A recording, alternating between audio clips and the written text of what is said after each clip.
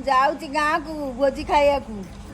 आलो न्यांसु तो उठी जाइथिला सीधा जाई गाड़ी रे बसी पड़िथिला। बोऊ को टाटा बाय बाय करिली न्यांसु को बुझेई सुझेई पूरा घर को नहीं आसिली।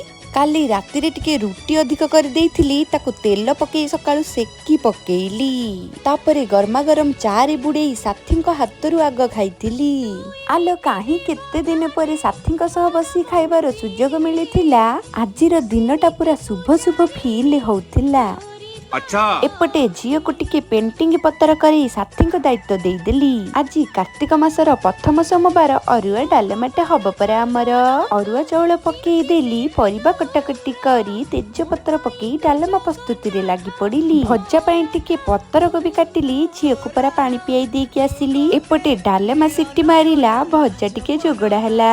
बाहर को जाई देखे तो कला बौद घोटी आसीथिला। एपटे बाप झींकर तो चक्का चक्का भौरी खेल आलो कामरु तो साथी केबे भी समय पांतिनी जेबे तो समय पांतिनी अंशु को घिरघिरा करंती।